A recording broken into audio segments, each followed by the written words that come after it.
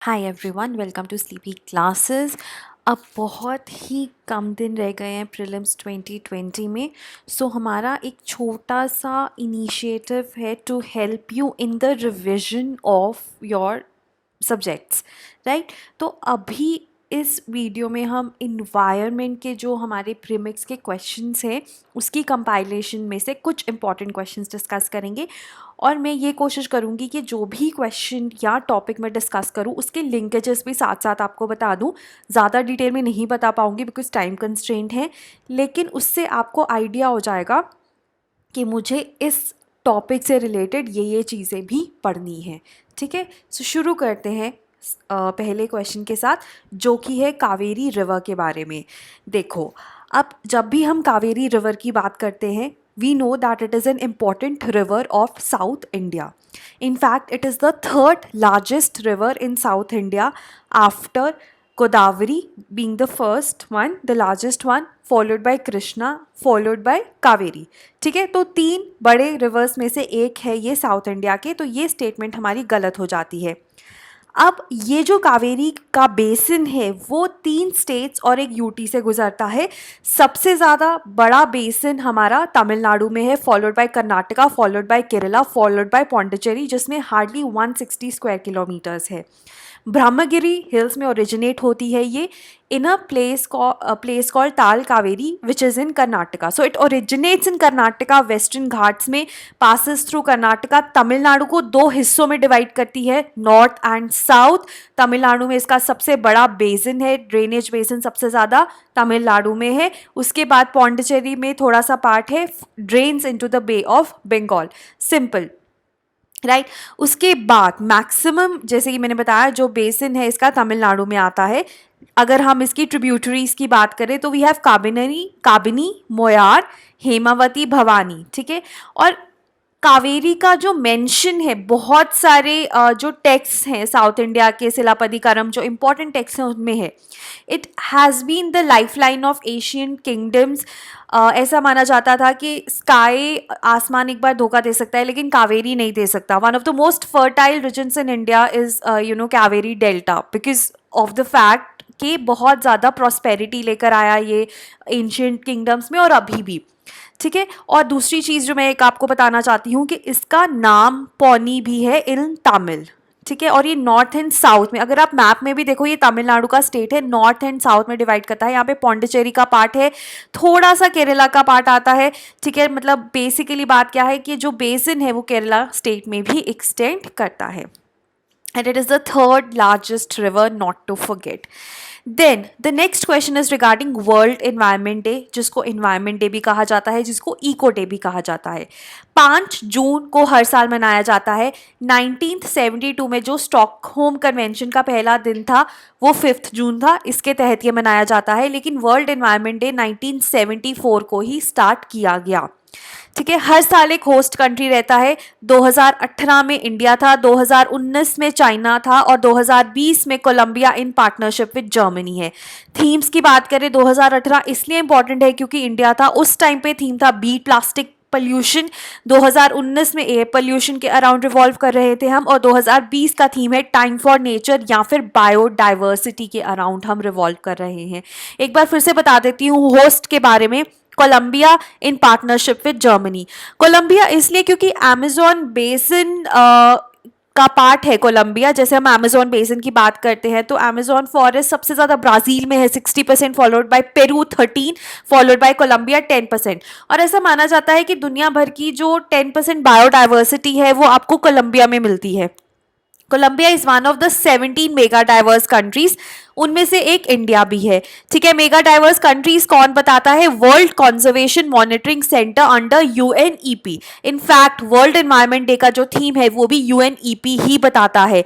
अगर मैं आपसे पूछूं कि मेगा डाइवर्स कंट्री होने का क्राइटेरिया क्या है, मैं फटाफट से बता देती हूँ। 5000 species of endemic plants and bordering marine ecosystems, 2 criteria है। 17 देश हैं, इंडिया भी उनमें से एक है और कोलंबिया भी उनमें से एक है जो इस साल का होस्ट कंट्री था, क्योंकि इस साल हम बायोडाइवर्सिटी को प्रिजर्व करने की बात कर रहे हैं। Theme for time for nature हमारा थीम है। I hope this is clear. Okay, then next is regarding house sparrow. देखो हाउस स्पैरो आपने देखा होगा, नोटिस किया होगा कि पहले बहुत होते थे, अब कम हो गए हैं, तो ऐसा माना जाता है कि इनका ना डिक्लाइन हो रहा है। ठीक है, सो अगर तो इसलिए ये न्यूज़ में रहता है। ठीक है, सो अगर मैं इसका IUCN स्टेटस की बात करूं, देखो इंडेंजर्ड था 2002 में, लेकिन अभी क्या है, अभी लीस्ट कंसर्न है, क्योंकि ऐसा माना जा रहा है कि जो स्पैरोज की पॉपुलेशन है वो रीबाउंड कर रही है। दूसरा इंपॉर्टेंट फैक्ट ये है कि ये स्टेट बर्ड है दो स्टेट्स का, न्यू दिल्ली और बिहार। ठीक है, उसके बाद स्टेट ऑफ इंडिया बर्ड करके एक रिपोर्ट आई थी 2020 की। ठीक है, अब ये जो state of India bird report है, ये 10 ऑर्गेनाइजेशंस ने मिलकर निकाली है। ठीक है, 6 मेट्रो सिटीज़ हैं जो इंडिया की, अगर मैं आपको बताऊं, बॉम्बे है हमारे पास, चेन्नई है हमारे पास, कोलकाता है, दिल्ली है, उसके अलावा बैंगलोर और हैदराबाद।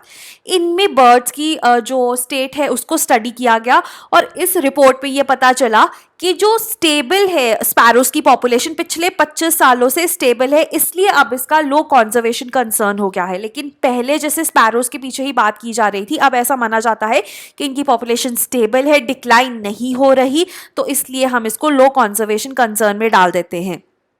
राइट, उसके बाद वर्ल्ड स्पैरो डे मनाया जाता है ऑन March 20 हर साल। ठीक है, और जो वर्ल्ड स्पैरो डे ऑब्वियसली इसलिए मनाया जाता है ताकि इनके बारे में जो अवेयरनेस है, इनको कंजर्व करने की जो बात की जाती है वो और ज़्यादा की जाए। ठीक है, now let's move to the next question which is regarding grossly polluting industries. देखो ग्रॉसली पोल्यूटिंग इंडस्ट्रीज के बारे में सिर्फ आपको ये पता होना चाहिए कि ये वो इंडस्ट्रीज हैं जो 1 lakh litre of waste water and और हजार्डस केमिकल्स को पानी में डालती हैं रिवर्स के। ठीक है, अब ये स्टडी हुई थी, उसके बाद ही पता चलता है इंडस्ट्रीज़ के बारे में। सो ऐसा माना जाता है कि 2011 और 2018 के बीच में इनका जो नंबर है वो बहुत बड़ा है, और इनफैक्ट ये हमें पता चला है स्टेट ऑफ इंडिया इन्वायरमेंट की जो फिगर्स आती हैं, ये बेसिकली डाउन टू अर्थ नामक एक मैगजीन है वो निकालता है ये हर साल। नॉनदलेस अगर हम अपने प्रीलिम्स के विद रिस्पेक्ट टू देखें तो GPI की आपको डेफिनेशन पता होनी चाहिए। बायोलॉजिकल ऑक्सीजन डिमांड को ये बहुत ज़्यादा बढ़ा देते हैं एक रिवर की, और 84% जो GPIs हैं 4 स्टेट्स में मिलती हैं, यूपी, हरियाणा, आंध्र प्रदेश एंड गुजरात। ठीक है, and this is the definition of GPI। और ये जो डेफिनेशन है ये कहाँ स्पेसिफाई की गई है, schedule 1 of hazardous chemical rules of 1989, जो कि EPA 1986 के अंडर आते हैं। Right, okay, then next question is regarding Swachh Bharat mission.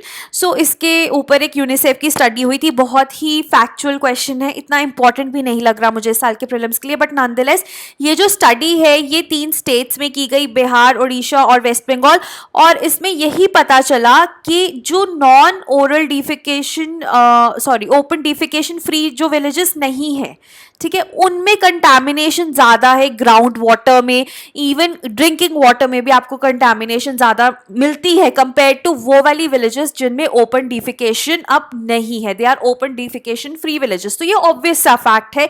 ये जो स्टडी है ये यूनिसेफ और bill and Melinda Gates foundation ने मिलकर करी है। तो इतना ही इसके बारे में अगर आपको पता है, so you should be good. Then next is regarding Pichavaram mangroves. देखो अब पिछावरम मैंग्रोव्स पे ना हर बार ये क्वेश्चन आता है कि सबसे ज़्यादा तो सुंदरबंस है, बिगेस्ट लार्जेस्ट मैंग्रोव्स हमारे देश में सुंदरबंस है। उसके बाद ना हर बार ये क्वेश्चन आता है कि पिछावरम सेकंड लार्जेस्ट है या हमारे पास जो उड़ीसा में है भितरकनिका वो सेकंड लार्जेस्ट है। देखो अगर मैं ना गूगल करूँ इसको और विकीपीडिया पे डेटा देखूँ तो पिछावरम का 1100 कुछ स्क्वायर किलोमीटर आता है और भितरकनिका का 630 आता है। ठीक है, सो डेफिनेटली पिछावरम ही आते हैं। लेकिन अब जब मैं ISFR जो रिपोर्ट है हमारी India state of forest report, उसमें जब मैं स्टेट वाइज मैंग्रोव्स देखती हूँ ना, तो सबसे ज़्यादा वेस्ट बंगाल में है, दूसरे नंबर पे गुजरात में है, तीसरे नंबर पे अंडमान, चौथे पे AP और 5वें पे महाराष्ट्र। ठीक है, सो ये कन्फ्यूजन हमेशा ही रहता है, बट मैं यही बोलूँगी कि अगर आपको स्टेट वाइज आता है तो आप ISFR के ऊपर जाओ, क्योंकि उसमें ऐसे सुंदरबंस और पिछावरम और भितरकनिका के बारे में नहीं लिखा हुआ है। तो स्टेट वाइज आता है तो गो विद ISFR वाला डेटा। अगर आपसे ऐसे ही पूछा जाता है कि सेकंड लार्जेस्ट कौन सा है तो हम पिछावरम पे मार्क कर सकते हैं। उसके बाद राइसोफोरा, जो राइसोफोरा है सबसे ज़्यादा कॉमन मैंग्रोव है कहीं भी आप चले जाओ राइसोफोरा आपको मिलता ही है। अविसीनिया भी बहुत इंपॉर्टेंट एक मैंग्रोव है जो आपको पिछावरम में मिलता है, और जो राइसोफोरा है उसको हम रेड मैंग्रोव कहते हैं और अविसीना मरीना को ग्रे या वाइट मैंग्रोव कहते हैं। If you can remember good, if you can't then also I think इतना कोई इशू नहीं होना चाहिए।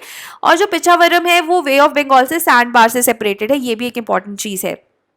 अब देखो ये भी ना हम बहुत पढ़ते हैं कि रेंज ऑफ सैलिनिटी बहुत हाई होती है मैंग्रोव्स में, तो 0.6 टू 36.2 तक रहती है। लेकिन अभी ऐसा माना जा रहा है कि क्योंकि टेम्परेचर राइज हो रहा है, ग्लोबल वार्मिंग हो रही है, रेनफॉल कम हो रही है, तो 5% और बढ़ गई है, ठीक है, जिसकी वजह से कुछ कुछ प्रॉब्लम आ सकती है, बायोडाइवर्सिटी कम हो सकती है।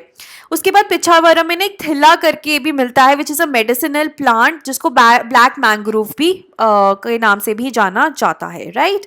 सो this was regarding your Pichavaram mangroves. Next question is regarding olive ridley nesting sites in Odisha.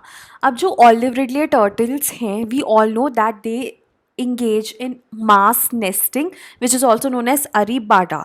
So olive ridley के अलावा कैंप रिडले टर्टल्स हैं, ये भी अरीबाडा में इंगेज करते हैं। सो दो हैं ये। कैंप रिडले को Atlantic turtles, Atlantic Ridley turtles भी कहा जाता है, और इनका जो IUCN स्टेटस है ना थोड़ा सा वर्स है कंपेयर टू ऑलिव रिडले, ये थोड़े क्रिटिकली इंडेंजर्ड हैं।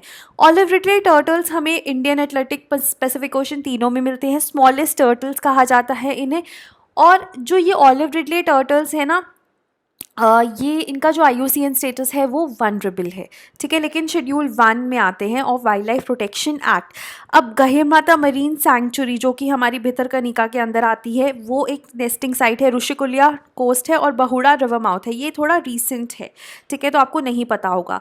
उसके अलावा देवी रिवर है और धमारा, जहाँ पे हमारा ब्रह्मणी और महानदी रिवर का माउथ मर्ज करता है ना, तो वो कंबाइन होके जो चीज़ बनाता है उसे धमारा कहा जाता है, which is also an important nesting site, ठीक है। सो गहिरमाथा, ऋषिकुल्या, देवी, धमारा सारी ही इंपॉर्टेंट नेस्टिंग साइट्स हैं।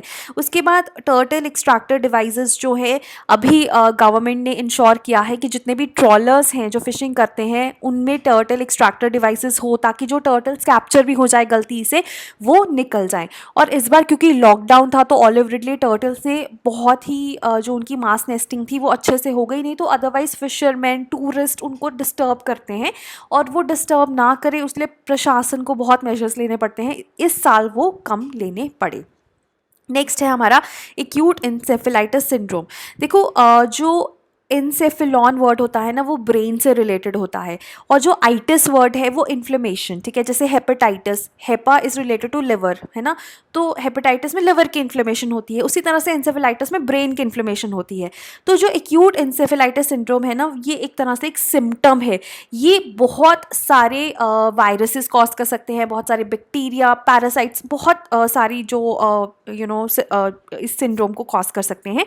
तो it is not caused by viruses only, हाँ, लेकिन जो जापानीज इंसेफेलाइटिस है वो मेजर कॉज है acute encephalitis syndrome in India का, वो चीज़ पक्की है। लेकिन और भी बहुत सारे इसके कॉजेटिव एजेंट्स हो सकते हैं।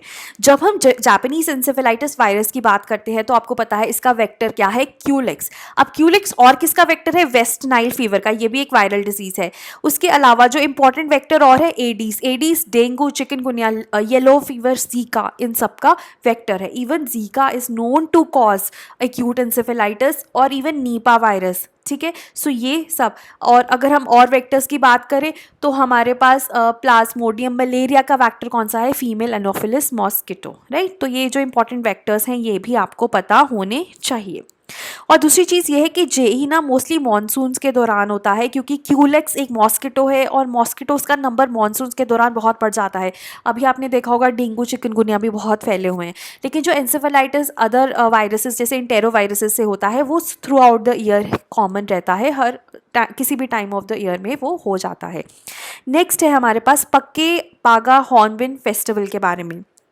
ये कहाँ पे होता है, अब ये बेसिकली स्टेट फेस्टिवल है अरुणाचल प्रदेश का। जो पक्के टाइगर रिजर्व्स है, जिसको पखुई टाइगर रिजर्व भी कहा जाता है, ये बेसिकली आपको अरुणाचल प्रदेश में मिलता है।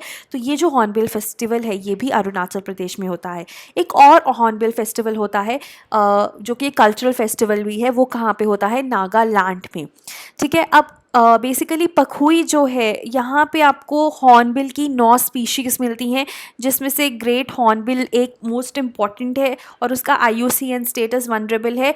और ये जो ग्रेट हॉर्नबिल है ना, ये स्टेट बर्ड है केरला की भी और अरुणाचल प्रदेश की भी, ठीक है, दोनों की ये स्टेट बर्ड है। अगर मैं टाइगर रिजर्व्स की बात करूँ ना north eastern part of the country में, तो अरुणाचल प्रदेश में हमारे पास 3 है, नामदाफा, कामलांग और पखुई। नामदाफा इसलिए इंपॉर्टेंट है क्योंकि यहाँ पे आपको 9 स्पीशीज ऑफ बिग कैट्स, ठीक है, जैसे क्लाउडेड लेपर्ड हो गया, टाइगर हो गया, जो 9 स्पीशीज है बिग कैट्स की वो सारी मिलती हैं आपको नामदाफा में, ठीक है। कामलांग, पखुई, ठीक है, ये पक्के या पखुई, ये 3 टाइगर रिजर्व्स अरुणाचल में मिलते हैं। असम में नामेरी, काजीरंगा, औरांज इनफैक्ट लेटेस्ट है, one of the latest tiger reserves to be notified out of 50।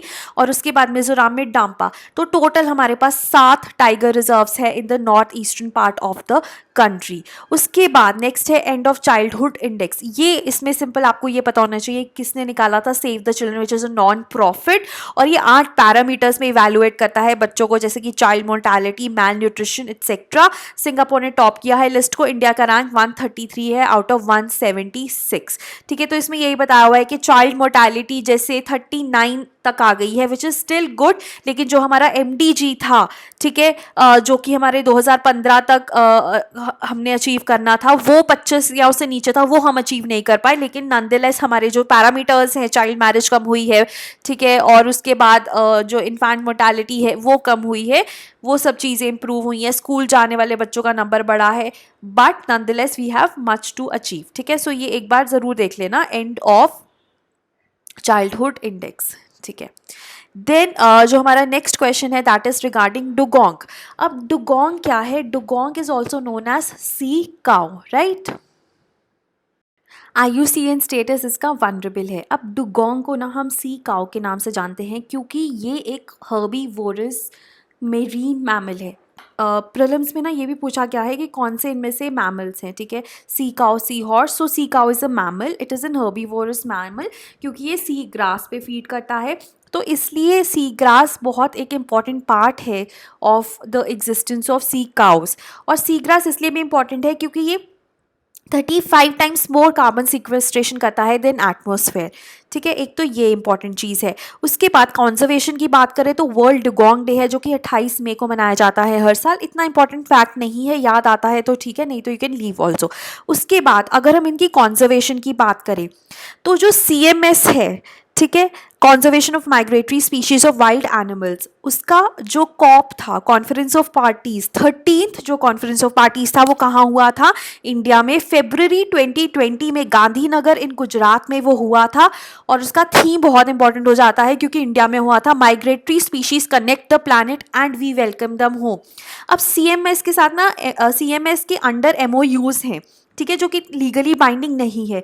जैसे कि 2016 में रैप्टर्स के लिए हुआ था, ठीक है। रैप्टर्स आर लाइक जो हमारे वल्चर्स जो प्रेडेटरी बर्ड्स होते हैं। उसी तरह से 2008 में डुगोंग के लिए भी एक MOU साइन किया था डिफरेंट कंट्रीज़ ने उनको कंजर्व करने के लिए। और ये चारों, ठीक है, 2016 में रैप्टर्स, 8 में डुगोंग, ठीक है, 2007 में हमारे पास मेरीन टर्टल्स और 1998 में साइबेरियन क्रेन्स, ये चारों ही CMS के अंडर आते हैं। और CMS इसलिए इंपॉर्टेंट हो जाता है क्योंकि उसका COP13 इंडिया में हुआ और गांधीनगर गुजरात में हुआ, मोस्टली दिल्ली में होते हैं, तो ये गुजरात में हुआ था।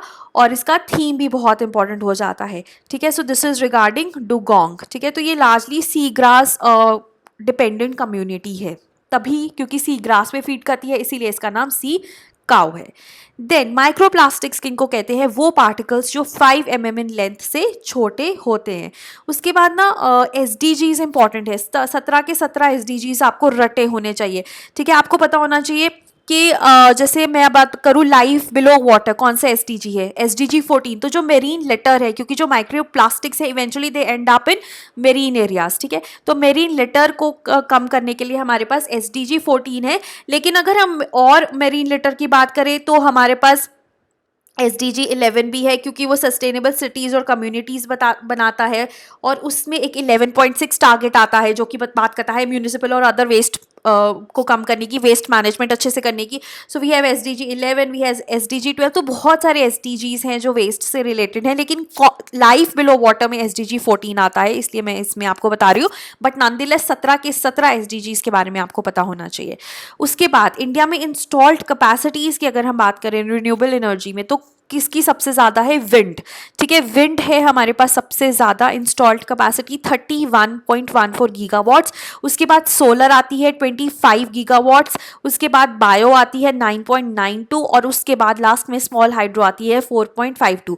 तो अगर हम कंपैरिजन करें टारगेट्स के साथ, तो 35 से हमें 60 पे जाना है और विंड, लेकिन सोलर हमारा काफ़ी ज़्यादा टारगेट बड़ा रख दिया है 100 गीगावाट्स। ठीक है, बायो पार्क का टारगेट अगर हम देखें 9.92 है, 10 में जाना है, तो ऑलमोस्ट बहुत ही कम टारगेट है। और अगर हम बात करें स्मॉल हाइड्रो पार्क का, तो वो भी ऑलमोस्ट कम ही है। ठीक है, लेकिन सोलर और विंड का काफ़ी ज़्यादा करना है, तो इवेंचुअली हमारे पास सोलर ज़्यादा हो जाएगा, लेकिन अभी हमारे पास विंड की इंस्टॉल्ड कैपेसिटी सबसे ज़्यादा है as far as renewable energy is concern. तो ये हमारा एक प्रीलिम्स का क्वेश्चन हो सकता है, और बहुत लोग इसमें कंफ्यूज हो जाते हैं क्योंकि उन्हें लगता है सोलर ही ज़्यादा होगा। Then the next is regarding African subspecies of chimpanzee का IUCN status। देखो ये critically endangered है, ये recently critically endangered हुआ है, पहले ये endangered था, लेकिन इतना important नहीं है हमारे UPSC के लिए। Just go through it once। उसके बाद ऑक्सीजन कम होना ओशंस में, जिसको हम ओशन डीऑक्सीजनेशन भी कहते हैं, वो क्या है? देखो, अगर ऑक्सीजन का लेवल 60 म्यूमोल्स पर केजी कम हो जाए, तो हम उसे हाइपोक्सिक एरियाज कहते हैं। ठीक है, क्लाइमेट चेंज, ग्लोबल वार्मिंग कम कर देती है ऑक्सीजन होल्ड करने की कैपेसिटी ऑफ द वाटर। ठीक है, क्योंकि जैसे जैसे टेम्परेचर राइज होता है वाटर का, उसकी ऑक्सीजन होल्डिंग कैपेसिटी कम होती जाती है। तो ग्लोबल वार्मिंग होगी तो ऑक्सीजन कम होगी, तो हाइपोक्सिया बढ़ेगा, डीऑक्सीजनेशन बढ़ेगी। ठीक है, warmer ocean temperature increase oxygen demand from oceans, from organisms. उसके बाद जो जैसे जैसे टेम्परेचर बढ़ता है, ग्लोबल वार्मिंग होती है, तो जो ऑर्गेनिजम्स वहाँ पे रहते हैं ना उस पानी में जिसका टेम्परेचर अब बढ़ चुका है, उन ऑर्गेनिजम्स की ऑक्सीजन डिमांड भी बढ़ती है। तो आप देख रहे हो कि पानी का जो ऑक्सीजन लेवल है वो कम हो गया है और डिमांड बढ़ गई है ऑर्गेनिजम्स की, तो पानी का ऑक्सीजन लेवल और भी कम हो जाएगा। सो that is how ocean deoxygenation is a very serious problem, right. So nonetheless आपको ये पता होना चाहिए कि हाइपोक्सिक क्या स्टेट होती है 60 म्यूमोल्स पर केजी से कम। जो सबॉक्सिक है वो तो 90% से कम अगर ऑक्सीजन है, ठीक है, लेस देन 5 म्यूमोल्स पर केजी उसको कहा जाता है। और जैसे जैसे वार्मिंग होगी तो हाइपोक्सिक एरियाज बढ़ेंगे, ठीक है, और सबॉक्सिक वाटर्स की भी वॉल्यूम ट्रिपल हो जाएगी और हाइपोक्सिक एरियाज 10% से बढ़ेंगे। ठीक है, सो ये कुछ फैक्ट्स हैं, just go through them once. बाकी तो जो कॉन्सेप्ट है वो आपको पता होना चाहिए कि अगर हमारे पास ओशन वार्मिंग होती है तो स्ट्रैटिफाइड वाटर कॉलम बन जाता है, लेयर्स बन जाती हैं, warmer water holds less oxygen और ऑक्सीजन डिमांड भी ऑर्गेनिज्म से बढ़ जाती है, राइट। देन नेक्स्ट एक रिपोर्ट है रेन 21 की, जिसको ग्लोबल स्टेटस रिपोर्ट भी कहा जाता है। ठीक है, सो ये रेन 21 निकालता है, again a very simple question. ठीक है, देन घोस्ट नेट क्या होते हैं? जो फिशिंग नेट्स ना या तो फिशरमैन अबैंडन कर देते हैं, ठीक है, फेंक देते हैं, या फिर वो they are lost in the ocean. तो वो फिशिंग नेट्स अभी भी क्या कर रहे हैं? फिशेस को कैच कर रहे हैं, कोरल रीफ्स को हार्म कर रहे हैं, तो इनको घोस्ट नेट कहा जाता है। ठीक है, so you need to know what ghost nets are. और ये क्योंकि प्लास्टिक के बने होते हैं तो बहुत टाइम के लिए रहते हैं, राइट। नेक्स्ट क्वेश्चन है जो हमारा वो है regarding Bonn challenge. Bonn challenge is a challenge, it is a voluntary pledge कि हम जो हमारे देश के और दुनिया के डिग्रेडेड लैंड्स हैं उनको रिस्टोर करेंगे। ठीक है, तो टारगेट्स हैं, इंडिया का जो टारगेट है one of the biggest one of the largest in Asia है। ठीक है, सो बॉन्ड चैलेंज का मतलब यही है कि इंडिया की capacity on forest landscape restoration बढ़ाई जाएगी। ठीक है, अब जो फॉरेस्ट लैंडस्केप रिस्टोरेशन है ना, इसका मतलब ये है कि हम जो इकोसिस्टम्स हैं उनको इस तरह से डेवलप करेंगे, सस्टेनेबली डेवलप करेंगे कि हमारी प्रेजेंट और फ्यूचर नीड्स दोनों ही फुलफ़िल हो जाएं। Right, so that is there. और जो बॉर्न चैलेंज था, इंडिया ने ज्वाइन किया था COP25 2015 जो पेरिस में हुआ था उसके दौरान। और इंडिया में ये अभी 5 स्टेट्स में ही 3.5 साल के लिए होगा, उसके बाद आप इसको पैन इंडिया लेवल पे करेंगे। उसके बाद जो बॉन्ड चैलेंज है ना, वॉलेंट्री प्लेज है। यू कैन नॉट डिटरमाइन कि किस कंट्री ने कितना अचीव किया, या इस कंट्री ने अचीव नहीं किया तो अब क्या हम कर सकते हैं। ठीक है, सो बेसिकली जो बॉन्ड चैलेंज है उसका जो टारगेट है 150 million hectares of world's deforested and degraded land को रिस्टोर करना है 2020 तक। 350 मिलियन हेक्टेयर्स को 2030 तक। इंडिया की अगर हम बात करें तो इंडिया ने 13 मिलियन 2020 तक और 8 मिलियन 2030 तक। और 5 स्टेट्स में बात की गई थी, हरियाणा, मध्य प्रदेश, महाराष्ट्र, नागालैंड एंड कर्नाटका। ठीक है, सो ये बेसिकली हमारा जो था forest landscape restoration as a part of Bonn challenge. ठीक है, सो सिंपल है।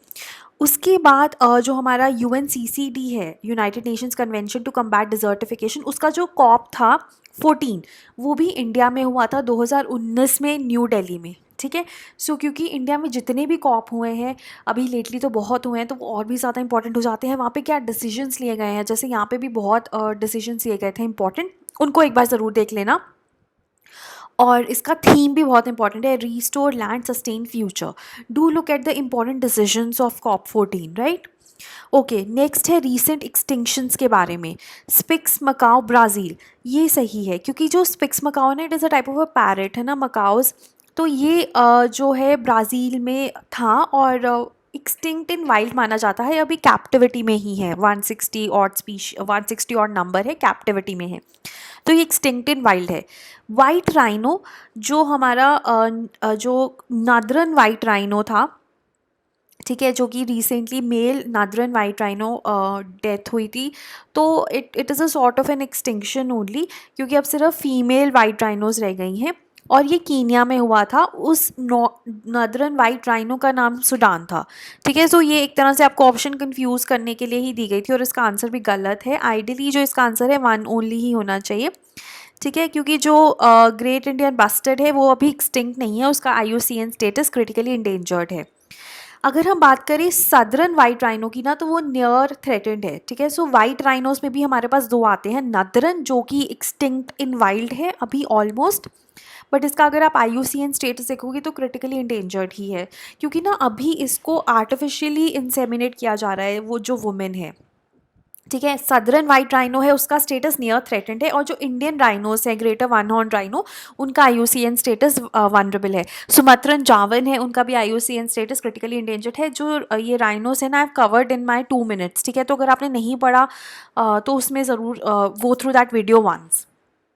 उसके बाद ग्रेट इंडियन बस्टर्ड राजस्थान में सबसे ज़्यादा मिलती है, उसके बाद गुजरात, मध्य प्रदेश में भी मिलती है, तो सिर्फ राजस्थान में नहीं मिलती, और भी स्टेट्स में मिलती है। राजस्थान की स्टेट बर्ड है, schedule 1 of wildlife protection act, appendix 1 of site, state bird of Rajasthan. और अभी इसके 2 कैप्टिव ब्रीडिंग सेंटर्स भी बनाए गए क्योंकि नंबर्स बहुत ज़्यादा कम हो रहे थे। जो ग्रेट इंडियन बस्टर्ड है, बस्टर्ड्स क्या होती है, लार्ज टेरेस्ट्रियल बर्ड्स जो कि आपको ना ड्राई ग्रासलैंड रीजन्स में मिलती हैं। तो ग्रेट इंडियन बस्टर्ड के अलावा लेसर फ्लोरिकन, बंगाल फ्लोरिकन और हुबारा, ये 4 बस्टर्ड की स्पीशीज़ है जो इंडिया में मिलती हैं, जिनके लिए 3 के लिए स्पीशीज़ रिकवरी प्रोग्राम चला रही है मिनिस्ट्री ऑफ एनवायरनमेंट। जो हुबारा है वो एक माइग्रेटरी बस्टर्ड है। ठीक है, so I hope this is clear now. Then next is regarding a bush tomato which is found in the monsoon season in monsoon tropics in Australia. इसका क्या importance है, ये ना हर्माफ्रोडाइट है, कि ये मेल भी होता है फिर फीमेल भी होता है, sometimes a mix of both. ठीक है, सो हर्माफ्रोडाइट्स क्या होते हैं कि बोथ सेक्सुअल करेक्टरिस्टिक्स, ठीक है, मेल फीमेल मिले या फिर अदर सेक्सुअल करेक्टरिस्टिक्स मिले, तो इसके जो फ्लावर्स हैं उनमें यही मिलते हैं। ठीक है, सो इतना ही है इसके लिए important. Then next is regarding decommissioning levy. Decommissioning levy क्या होता है कि जब हमारे पास न्यूक्लियर प्लांट जब हम बनाते हैं, न्यूक्लियर प्लांट को कमीशन किया जाता है, तो उस टाइम पे ही कि जब फ्यूचर में हमें इसे डीकमीशन करना होगा तो उसके जो पैसे, उसको फाइनेंस करने के लिए कुछ पैसे लगेंगे, उसको इनिशियली ही डीकमिशनिंग लेवाई के फॉर्म में ले लिया जाता है। और इंडिया में भी ये है, ठीक है। अब इंडिया में जो ये है, डिपार्टमेंट ऑफ एटॉमिक एनर्जी इसको मैनेज करता है और collect nuclear power corporation of India करती है। लेकिन अभी तक डीकमिशनिंग के लिए कोई भी गाइडलाइन नहीं है कि अगर हम इस न्यूक्लियर प्लांट को हमें डीकमिशन करना हो तो हम कैसे डीकमिशन करेंगे, उसके लिए कोई गाइडलाइंस नहीं है। डीकमिशनिंग लेवाई ज़रूर इंडिया में है। ये जो गाइडलाइंस है ये एटॉमिक एनर्जी रेगुलेटरी बोर्ड देगा, उसके बाद ही डीकमिशन हो पाएगा। तो ये क्यों न्यूज़ में था, क्योंकि बहुत सारे यूरोपियन कंट्रीज़ में, जर्मनी में जो न्यूक्लियर प्लांट्स हैं उनको डीकमिशन किया जा रहा है। नेक्स्ट है एक वर्ल्ड स्मॉलेस्ट लैंडफर्न। लैंडफर्न क्या होता है, टेरिडोफाइट में आता है, वेस्टर्न घाट्स में मिला है। वो कौन सी स्टेट में मिला है, गुजरात। क्योंकि ना नॉर्मली हम जब वेस्टर्न घाट्स और लैंडफर्न्स और बायोडाइवर्सिटी की बात करते हैं तो गुजरात मन में नहीं आता, तो इसीलिए ये क्वेश्चन बनाया गया था। Next is regarding day zero, factual question है। जब government water connections for homes और बिजनेसेस को शट डाउन कर देगी, इतनी ज़्यादा पानी की कमी हो जाएगी और लोगों को क्यू लगाना पड़ेगा for their daily ration of water. Then next is regarding coral reefs. ये तो बहुत ही सिंपल क्वेश्चन है। देखो जो कोरल्स होते हैं, जेलीफिश और एनीमोन्स तीनों ही निडारिया को बिलोंग करते हैं, ठीक है। It is a class Cnidaria जिसमें कोरल्स आते हैं। कोरल्स और जूसैंथेले एक सिम्बायोटिक रिलेशनशिप में होते हैं। जूसैंथेले फोटोसिंथेसिस करते हैं तो ऑब्वियसली उनमें क्लोरोफिल होगा, और जो येलो रेडिश कलर है वो भी जूसैंथेले ही प्रोवाइड करते हैं, ठीक है। Next is regarding an awareness campaign, not all animals migrate by choice. किसका है ये, basically WCC that is wild life control bureau of India और UNEP ने मिलकर चलाया था, ठीक है। सो ये बेसिकली एक अवेयरनेस कैंपेन है जो कि last year international day of biological diversity पे लॉन्च किया गया था, ताकि जो एयरपोर्ट्स हैं वहाँ पे एनिमल्स की जो ये तस्करी होती है वो ना हो, राइट। अगर हम इस साल की बात करें 2020 के जो international day of for biological diversity है, उसका थीम भी एक बार देख लेना, our solutions are in nature, ठीक है। Just go through this. और जो international day of biological diversity है ना, ये May 22 को मनाया जाता है।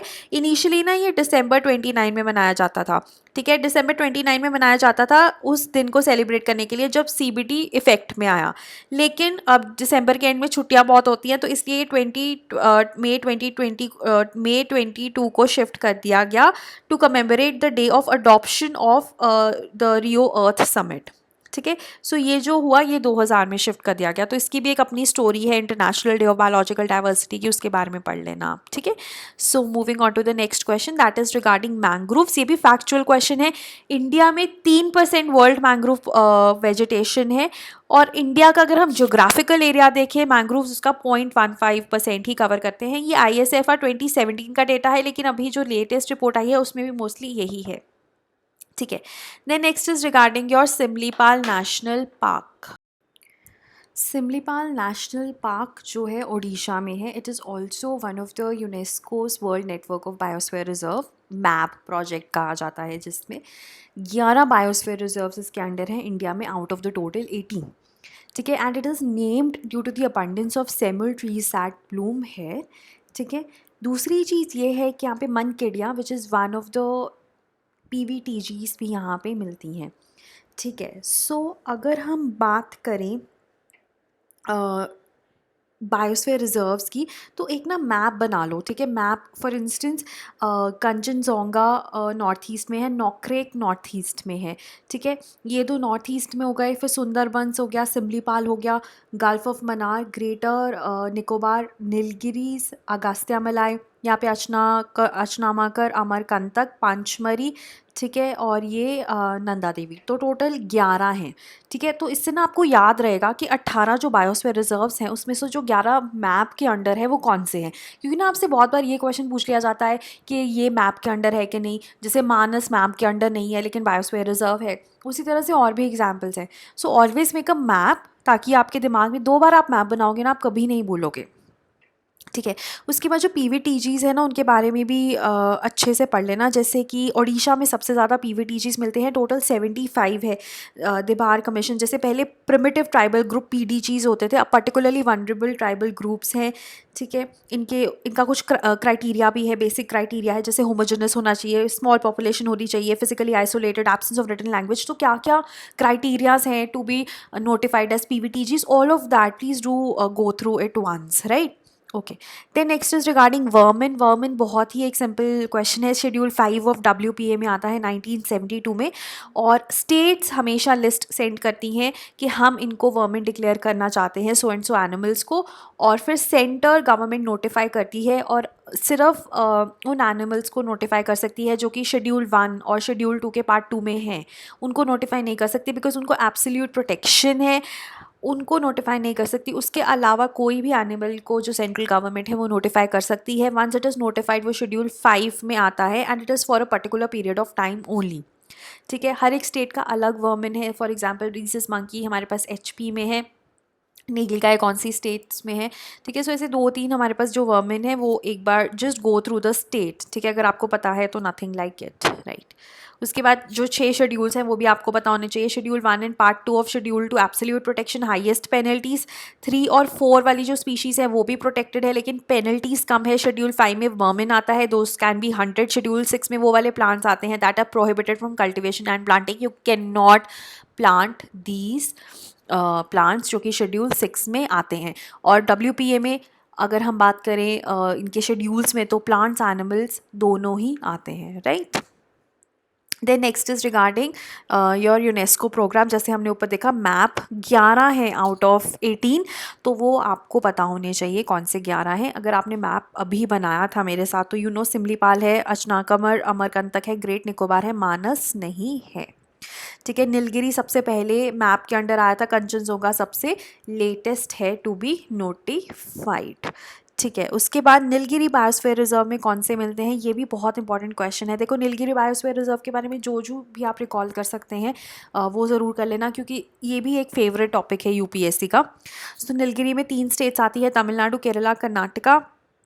मालाबार रेन फॉरेस्ट के अंडर आता है, और इसमें साइलेंट वैली, मुडुमलाई, वयानाड, बंदीपुर, नागरहोल, मुखूर्ती और साइलेंट वैली हमें मिलते हैं। जस्ट गो थ्रू कि वयानाड केरला में है, मुखूर्ती, मुडुमलाई, बंदीपुर कर्नाटका में है, नागरहोल कर्नाटका में है, तो कौन से कहाँ पर हैं, और नीलगिरी सबसे ज़्यादा कौन से स्टेट में आता है। तो ये 2-3 फैक्ट्स भी जस्ट वेरीफाई। वैसे सबसे ज़्यादा ये तमिलनाडु में आता है, followed by Karnataka, followed by Kerala.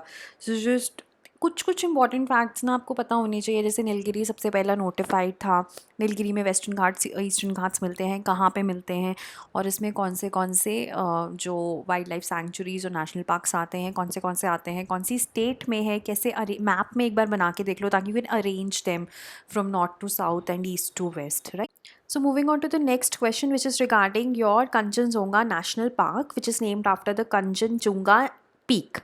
ठीक है, अब ये पहली मिक्स्ड साइट है on UNESCO world heritage list. World heritage list में वो साइट्स आती हैं जिनके साथ कोई कल्चरल इंपॉर्टेंस अटैच्ड है, या नेचुरल इंपॉर्टेंस, कुछ फिजिकल इंपॉर्टेंस, फिजिकल अपीयरेंस के साथ इंपॉर्टेंस अटैच्ड है, तो ये यूनेस्को निकालता है। यूनेस्को कहाँ पे बेस्ड है, पेरिस में। ठीक है, अब इसमें लेप्चा ट्राइबल सेटलमेंट्स भी हैं, इसमें एक बहुत इंपॉर्टेंट मोनेस्ट्री भी है। ठीक है, इन सिक्किम की मोस्ट इंपॉर्टेंट मोनेस्ट्री है यहाँ पे। ओके, सो जैसे कि मैं आपको बताऊँ, वर्ल्ड हेरिटेज साइट में हमारे पास ना नेचुरल आती हैं, कल्चरल आती हैं और मिक्स्ड आती हैं। ठीक है, अब इंडिया में क्या है, जो मिक्स्ड है ना वो लेटेस्ट अभी कंचनजोंगा हुई थी। उसके बाद कल्चरल 30 है, वो आप अपने कल्चर हिस्ट्री में देखिए। नेचुरल जो 7 है ना वो मैंने यहाँ पे मार्क की हुई है। ठीक है, फॉर एग्जाम्पल पहली है वेस्टर्न घाट्स। ठीक है, उसके बाद great Himalayan national park Himachal में, नद्दा देवी उत्तराखंड में, केवलादियो जो कि मॉन्ट्रियो एक रामसर साइट है, मॉन्ट्रियो रिकॉर्ड में भी मॉन्ट्रियो रिकॉर्ड भी है, और मॉन्ट्रियो रिकॉर्ड में 2 साइट्स हैं, लोकतक लेक और केवलादियो। चिलिका थी लेकिन अब नहीं है। ठीक है, उसके अलावा मानस काजीरंगा आसाम में, और सुंदरबंस वेस्ट बंगाल में। तो ये 7 नेचुरल साइट्स हैं जो वर्ल्ड हेरिटेज लिस्ट में आती हैं। ठीक है, अब ये 7 ये वाली साइट्स हैं। उसके अलावा हमने मैप के अंडर 11 साइट्स की थी, तो कंपेयर कर लो कि दोनों में कौन सी कॉमन है और कौन सी नहीं है। ठीक है। फॉर एग्जाम्पल नंदा देवी, वहाँ भी हमने किया था, काजीरंगा सुंदरबंस वहाँ भी हमने किया था। ठीक है, तो जब आप ऐसे लिंकेजेस बना कर पढ़ते हो ना, तो आपको एक तो रिकॉल वैल्यू बहुत बढ़ जाता है, रिटेंशन वैल्यू बहुत बढ़ जाता है। ठीक है, और चीज़ें भूलने के चांसेस कम हो जाते हैं, कन्फ्यूजन नहीं होती एग्जाम में। ठीक है, सो ये please go through it once. Then IPCC किसने इस्टेब्लिश किया था मिलके? डब्ल्यूएमओ एंड यूएनईपी ने। बहुत ही सिंपल क्वेश्चन, इसके बारे में जो स्पेशल रिपोर्ट्स है जो आईपीसीसी निकालता है, 3 स्पेशल रिपोर्ट्स निकाली हैं उसने, ऑन क्रायोस्फीयर या oceans, on global warming and land degradation. ठीक है, ये तीनों रिपोर्ट्स मैंने डिस्कस की हैं डिटेल में, आप पढ़ लीजिए वहाँ से, और जो इसकी असेसमेंट रिपोर्ट है अभी अवेटेड है। ठीक है, नेक्स्ट है tigers are an umbrella species. इसका क्या मतलब है? इसका मतलब ये है कि जब हम टाइगर को कंजर्व करते हैं तो बाकी स्पीशीज़ भी कंजर्व हो जाती हैं। अम्ब्रेला स्पीशीज़ का मतलब यही होता है कि अगर आप अम्ब्रेला स्पीशीज़ को कंजर्व करते हो तो आप बाकी स्पीशीज़ को भी कंजर्व करते हो, क्योंकि जब आप टाइगर्स को कंजर्व कर रहे हो तो टाइगर्स का हैबिटेट एक तो बहुत बड़ा चाहिए उन्हें, हैबिटेट है ना, तो उनका हैबिटेट, बड़े हैबिटेट को आप कंजर्व कर रहे हो। आप जो उनके प्रे है जिसपे वो फीड करते हैं उन एनिमल्स को कंजर्व कर रहे हो, आप पोचिंग रोक रहे हो। तो जब हम umbrella species which is a tiger को कंजर्व करते हैं तो हम बहुत ज़्यादा बायोडाइवर्सिटी का भला करते हैं। Then next is regarding your T/2, TX2 भी कहा जाता है कि टाइगर्स की जो पॉपुलेशन है हमें उसे डबल करना है।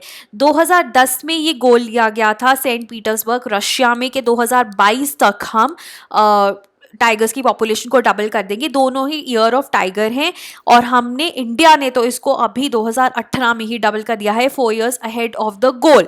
ठीक है, तो इसलिए भी ये एक इम्पॉर्टेंट क्वेश्चन हो जाता है, और ये जो है WWF का इनिशिएटिव था। और दूसरी चीज़ ये है कि हमारे दुनिया में we have 13 tiger range countries including India. नीचे मैप है, हम डिस्कस करेंगे वन ऑफ द क्वेश्चंस में, बट नॉनदलेस TX2 के बारे में आपको इतना पता होना चाहिए। Then next is Arctic Council. Arctic Council में इंडिया मेंबर नहीं है, इंडिया एक ऑब्जर्वर स्टेटस है, लेटेस्ट अभी इसको ऑब्जर्वर स्टेटस एक्सटेंड किया गया है, 2013 से ऑब्जर्वर स्टेटस है। आर्कटिक काउंसिल में वही आती हैं जो आर्कटिक ओशन को सराउंड करती हैं। For example you have Canada, America, Iceland, ठीक है, स्वीडन, नॉर्वे, डेनमार्क, फिनलैंड, और यहाँ पे हमारे पास रशिया। ठीक है, सो ऑब्जर्वर स्टेटस की बात करें तो इंडिया है, चाइना है और यूरोपियन स्टेट्स हैं। ठीक है, देन नेक्स्ट क्वेश्चन है कि इनमें से कौन से दोनों ओजोन डिप्लीशन और ग्लोबल वार्मिंग के लिए रिस्पॉन्सिबल हैं? तो आंसर है CFCs। देखो, अगर हम बात करते हैं ना ओजोन डिप्लीशन की, तो क्लोरीन का होना बहुत ज़रूरी है। ठीक है, तो अगर आप इनमें देखोगे ना तो क्लोरीन सिर्फ CFCs में है। ठीक है, so chlorine ozone depletion cause करता है, और इनफैक्ट क्योंकि CFCs ओजोन डिप्लीशन कॉज करते थे, तो जब मॉन्ट्रियल प्रोटोकॉल हुआ और इनको कम करने की बात की गई तो इनके रिप्लेसमेंट थे HFCs और PFCs, लेकिन बाद में पता चला कि ये ग्लोबल वार्मिंग कॉज करते हैं। ठीक है, इनफैक्ट CFC भी ग्लोबल वार्मिंग कॉज करता था, लेकिन तब CFC ग्लोबल वार्मिंग का इतना हमें इम्पैक्ट नहीं पता चलता था जितना अब पता चलता है। सो अगर हम ग्लोबल वार्मिंग की बात करें तो ये तीनों ही ग्लोबल वार्मिंग कॉज करते हैं, लेकिन अगर हम बात करके दोनों ओजोन डिप्लीशन और ग्लोबल वार्मिंग कौन कॉज करता है? CFCs। ये दोनों ओजोन डिप्लीशन नहीं कॉज करते, इसीलिए इनको रिप्लेस किया गया था, एज अ रिप्लेसमेंट देखा गया था ऑफ CFCs। लेकिन बाद में पता चला कि ये बहुत ज़्यादा मैसिव ग्लोबल वार्मिंग कॉज करता है। इनफैक्ट CFCs भी बहुत ज़्यादा मैसिव ग्लोबल वार्मिंग कॉज करते हैं। देन बाइनियल अपडेट रिपोर्ट, ये क्योटो प्रोटोकॉल का एक वो है, एक मैंडेट है कि अगर आप नॉन NX1 पार्टी हो जैसे कि इंडिया, तो उनको बाइनियल अपडेट रिपोर्ट सबमिट करनी होती है 2 सालों में एक बार। ठीक है, और इंडिया ने अभी लेटेस्ट अपनी बाइनियल अपडेट रिपोर्ट भेजी थी, और ये हमने अपने प्रीलिम्स के क्रैश कोर्स में डिस्कस भी की है डिटेल में।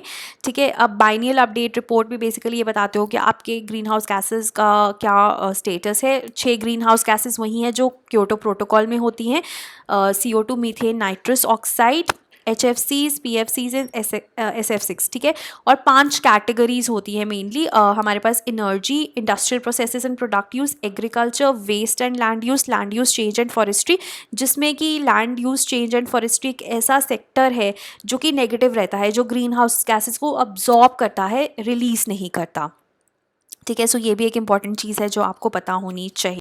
The next question is regarding Kashmiri stag, which is commonly also known as hangul. ठीक है, hangul भी कहा जाता है इसे commonly. It is the state animal of Jammu and Kashmir. That is correct. Only surviving species of red deer in India. ये भी सही है. Dachigam Wildlife Sanctuary में इसकी वाइबल पॉपुलेशन है, लेकिन सिर्फ डाचीगाम वाइल्ड लाइफ सैंक्चुरी में ही ये मिलता है, ये स्टेटमेंट गलत होगा। इनफैक्ट JNK के अलावा ये चंबा डिस्ट्रिक्ट ऑफ हिमाचल प्रदेश में भी मिलता है, लेकिन जो वाइबल पॉपुलेशन है, आप ये कह लीजिए कि इतने नंबर्स हैं कि ये रिप्रोड्यूस कर पाएँ, वो हमें डाचीगाम वाइल्ड लाइफ सैंक्चुरी में ही मिलता है, उस वो नंबर्स। ठीक है, IUCN स्टेटस क्रिटिकली इंडेंजर्ड, और अगर हम बात करें क्रिटिकली इंडेंजर्ड मैमल्स की, तो इंडिया में आई थिंक 9 है, जिसमें से डाचीगाम में जो हंगूल मिलता है वो एक बहुत इंपॉर्टेंट है, और schedule 1 of wildlife protection act में ये मिलता है। Then next is red data list. Red data list में पहला स्टेटमेंट है fungi are not included, that is wrong. इसको रेड बुक भी कहा जाता है, IUCN निकालता है। IUCN कहाँ पे बेस्ड है? ग्लांड, स्विट्जरलैंड में। ठीक है, फंजाई, एनिमल, प्लांट्स तीनों ही इंक्लूडेड होते हैं। पिंक पेजेस जो होते हैं वो क्रिटिकली इंडेंजर्ड स्पीशीज़ के होते हैं, और इनका जो नंबर है, पिंक पेजेस का जो नंबर है, साल दर साल वो बढ़ता जा रहा है। उसके बाद थ्रेटेंड कैटेगरी में क्रिटिकली इंडेंजर्ड, इंडेंजर्ड और वनरेबल आता है। तो थ्रेटेंड एक ब्रॉडर कैटेगरी है जिसमें ये 3 स्टेटसेस आते हैं। क्वांटिटेटिवली डिटरमाइन करते हैं कि किस स्पीशीज़ का कौन से लेवल में आएगा, वो क्रिटिकली इंडेंजर्ड है या फिर वनरेबल है। ठीक है, सो टोटल हमारे पास 9 कैटेगरीज रहती हैं। उसके अलावा ग्रीन पेजेस नामक भी एक कैटेगरी होती है। ग्रीन पेजेस जैसे कि हमने बताया कि पिंक पेजेस हैं, वैसे ही हमारे पास ग्रीन पेजेस भी हैं। ग्रीन पेजेस में जो पहले थ्रेटेंड थे लेकिन अब नहीं है, वो हम ग्रीन पेजेस में डालते हैं, और पिंक पेजेस में है जो कि अभी क्रिटिकली इंडेंजर्ड है। तो over a period of time जो पिंक पेजेस हैं उनका जो नंबर है वो बढ़ता जा रहा है। Next is regarding clouded leopard. देखो ये क्वेश्चन बहुत इंपॉर्टेंट है। क्लाउडेड लेपर्ड की अगर मैं बात करूं तो it is the state animal of Meghalaya, लेकिन जो क्लाउडेड लेपर्ड नेशनल पार्क है, first dedicated wildlife park to clouded leopard, वो त्रिपुरा में है। और जो डंपा टाइगर रिजर्व है, जिसमें कि साउथ ईस्ट एशिया की हाईएस्ट डेंसिटी है ऑफ क्लाउडेड लेपर्ड्स, वो मिजोरम में है। तो अगर आप मैप देखोगे ना तो त्रिपुरा और मिजोरम आप थोड़ा सा कंपेयर कर सकते हो, लेकिन स्टेट एनिमल ये मेघालय का है, वो थोड़ा ऊपर आ जाता है। तो त्रिपुरा में हमारे पास नेशनल पार्क है और हाईएस्ट डेंसिटी हमारे पास डंपा में है। ठीक है, और अगर हम क्लाउडेड लेपर्ड का IUCN स्टेटस देखें तो वो वनरेबल है, राइट। और 9 स्पीशीज ऑफ बिग कैट्स, जैसे कि हमने बताया, नॉर्थ ईस्ट के नामदाफा में मिलती है। Then next is regarding Nilgiri tahr. Nilgiri ताहार हमें वेस्टर्न घाट्स में मिलता है, नीलगिरीज में मिलता है। और अगर हम IUCN स्टेटस की बात करें तो इसका IUCN status is endangered. It is the state animal of Tamil Nadu, schedule 1 animal. Then next is regarding Bugun liocichla. ये जो है ये ओनली न्यू बर्ड स्पीशीज़ है to be discovered in India since 1947, और अरुणाचल के सिंगचुंग में मिलता है। इसका जो IUCN स्टेटस है वो भी क्रिटिकली इंडेंजर्ड है। देन नेक्स्ट जो कुछ क्वेश्चंस हैं हमारे टाइगर रेंज कंट्रीज़ पे है ये क्वेश्चन, और नेक्स्ट क्वेश्चन हमारे टाइगर सेंसस पे हैं। देखो, टाइगर रेंज कंट्रीज़ दुनिया में, एशिया में 13 हैं। ठीक है, अगर आप मैप देखोगे ना तो इंडोनेशिया, मलेशिया, उसके बाद हमारे पास ये वियतनाम, लाओस, कंबोडिया, थाईलैंड, ठीक है, China, Russia, Myanmar, Bangladesh, Bhutan, Nepal, India. ठीक है, तो मैप से जब हम याद करने की कोशिश करेंगे तो हमें याद हो जाता है, और जिसमें से 70% ऑफ द टाइगर पॉपुलेशन हमें इंडिया में मिलती है। ठीक है, नेक्स्ट है ये हमारे पास टाइगर लैंडस्केप्स है। अगर हम टाइगर सेंसस को डिटेल में पढ़ते हैं तो इस लैंडस्केप्स में हमने पूरे देश को डिवाइड किया है। अब आपसे पूछा गया है सबसे ज़्यादा tigers, increasing order of tigers में इसको अरेंज करना है। तो जो सबसे ज़्यादा टाइगर्स हैं वो आपको सेंट्रल इंडियन लैंडस्केप में मिलते हैं। कभी वेस्टर्न घाट्स में मिलते थे, लेकिन अब सेंट्रल इंडियन लैंडस्केप में मिलते हैं। दूसरे नंबर पर वेस्टर्न घाट है, तीसरे नंबर पर शिवालिक हिल एंड गैंगेटिक प्लेन्स है, चौथे नंबर पर नॉर्थ ईस्ट हिल्स और ब्रह्मपुत्रा प्लेन्स हैं, और 5वें नंबर पे सुंदरबंस है। ठीक है, तो सुंदरबंस में अगर आप यहाँ पे भी देखोगे सो हमें काफ़ी ज़्यादा कम टाइगर्स मिलते हैं। ठीक है, सो दिस इज़ इम्पॉर्टेंट, ये आपको पता होना चाहिए। देन सबसे ज़्यादा परसेंटेज इंक्रीज टाइगर पॉपुलेशन का कौन सी स्टेट में हुआ है? So the answer is Madhya Pradesh. ठीक है, मध्य प्रदेश में सबसे ज़्यादा हुआ है, followed by Maharashtra, followed by Karnataka, followed by Uttarakhand. अगर आपको एब्सोल्यूट नंबर देखना है तो 218 इंडिविजुअल्स इंक्रीज हुए हैं इन योर मध्य प्रदेश। ठीक है, so this is also very important. और टोटल जो नंबर है मध्य प्रदेश में वो 526 है। ठीक है, सो परसेंटेज वाइज इंक्रीज की बात कर रहे हैं हम इसमें। ठीक है। नेक्स्ट है कि किन स्टेट्स ने डिक्रीज शो किया है टाइगर पॉपुलेशन का। So correct answer is Chhattisgarh and Mizoram. ठीक है, 2 स्टेट्स हैं पूरे देश में जिन्होंने टाइगर पॉपुलेशन का जो नंबर है उसमें डिक्रीज शो किया है। बाकी सारे स्टेट्स में जो टाइगर नंबर है वो इंक्रीज हुए हैं। सो कौन सी 2 स्टेट्स हैं? छत्तीसगढ़ और मिजोरम। और no tiger has been found in the tiger reserves of Buxa, Palamau and डांपा। डांपा हमें पता है Palamo is in Jharkhand and Buxa is in West Bengal, right? Then moving on to the next question, M stripes. ये simple question है, maintenance of tiger reserve से related है ये। ठीक है, नेक्स्ट क्वेश्चन है वर्ल्ड बायोफ्यूल डे हर साल 10 अगस्त को मनाया जाता है। मिनिस्ट्री ऑफ पेट्रोलियम और नेचुरल गैस ऑर्गेनाइज करती है और 2019 का जो थीम था वो था bio is the production of biodiesel from used cooking.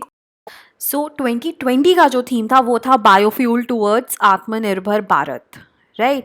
और ये था कि हम इंपोर्ट डिपेंडेंस कम करें, हम इन्वायरमेंट को और बेटर करें और एडिशनल इनकम दें फार्मर्स को और एम्प्लॉयमेंट जनरेशन कॉज करें, राइट।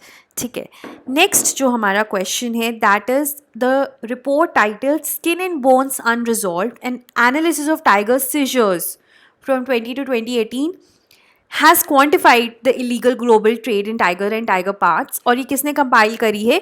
ये बेसिकली कंपाइल करी है WWF, ट्रैफिक और IUCN ने। ठीक है, ये बहुत ज़्यादा इंपॉर्टेंट है। ट्रैफिक ने मेजरली रोल प्ले किया है, WWF और IUCN का रोल है। और इसमें ये पता चला है कि जो हाईएस्ट नंबर ऑफ सीजर्स हैं वो इंडिया में रिपोर्ट किए गए हैं, followed by China and Indonesia. 40% of seizures दुनिया भर के हमारे इंडिया में हुए हैं। देन नेक्स्ट क्वेश्चन, ये क्वेश्चन थोड़ा इनकम्प्लीट है। इसमें बेसिकली अमेजोन जो फॉरेस्ट है, ठीक है, उसके बारे में पूछा गया है कि वो कौन सी कंट्रीज़ में है। तो इन सारी कंट्रीज़ में वो है, ठीक है। So the correct answer should be all of the above. ठीक है, ब्राज़ील में 60% है, फॉलोड बाय पेरू 13%, कोलंबिया 10%। ठीक है, और माइनरली हमारे पास वेनेजुएला, इक्वाडोर, बोलीविया, गिनी, गायना, सुरीनाम में, फ्रेंच गायना। तो ये अगर आप मैप पे देखोगे तो आपको और बेटर समझ में आएगा। So these are the 50 questions. I hope आपको इसको देखने से कुछ हेल्प मिली है and we will continue with the next part soon. Thank you.